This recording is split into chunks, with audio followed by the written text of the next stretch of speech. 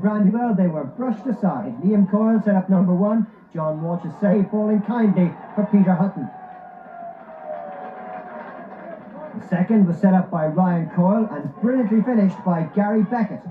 His first goal in 2 months. Peter Hutton was there again with a fine glancing header for his 7th goal of the season. That moves him to the top in the goal scoring charts. And in the second half, more of the same. Liam Coyle made it 4-0, leaving Sean Ridden in his wake before finishing in his usual style.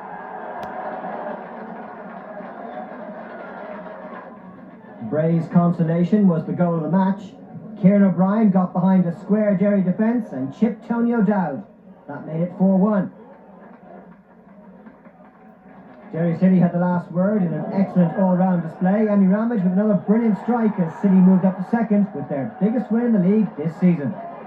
So Harps' disastrous 11-year sequence against Derry continued. Dave Dowding's missed kick after 21 minutes allowed Liam Coyle more time than he needs. The Derry City player given an age to cross, and Peter Hutton did the rest with a textbook header. That's his 8th league goal in 13 starts.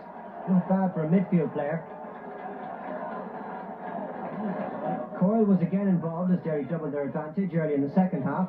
He showed great balance initially, and when the ball came out to Sean Horgan, he had only one thing in his mind: top corner. A fortuitous ricochet off Gary Beckett set it up, but Horgan's 5th goal for Derry was probably his best. Number 3 arrived shortly after. James Kelly's free kick headed on by Horgan, and Gavin Dykes was the easiest of goals to keep Derry in second place. Since 1985, Finn Harps have tried to beat their closest rivals 27 times. So far, unsuccessful. Another high-scoring thriller in Brandywell. Derry ahead in the first minute. Liam Coyle to Horgan. His cross brilliantly finished by Gary Beckett. Dundalk were back on terms midway through the half. Devereaux's crossfield pass fired in by Hewitt. O'Dowd spilled it, and Gallon was there to put Dundalk level. Right in the stroke of half-time, Derry edged in front. Hegarty's cross, completely missed by McNulty. Beckett's shot, brilliantly saved by Fridge, but Keddy was there to make it 2-1. In the second half, Purdy's long ball picked out Keddy. And his cross, absolutely inch perfect for Beckett. Derry showing just why they're top of the table. Dundalk fought back. Hanrahan put Hewitt away. His cross deceived O'Dowd, and Brian Byrne made it 3-2. But 4 minutes from time, Derry secured the points. Purdy's free kick off the head of Napier, and Mohan followed up to make it 4-2. The points definitely Derry City's. There was still time for one more. Ryan Coyle and Beckett exchanging passes, and McNulty's error giving Horgan the chance. Derry go 3 points clear at the top. After a score, an incident with Derry manager Felix Healy. Later, Healy was banished from the dugout for the second half, and having received information from his assistants, the referee caused even more consternation in the Bohemians camp by sending off call for his second bookable offence.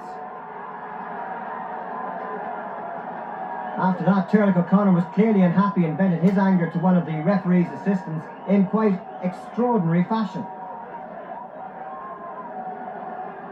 The game which had promised so much was turning into the most contentious National League encounter of the season so far. And 2.5 minutes into the second half, Derry scored the game's only goal in another instance which incensed Bohemians.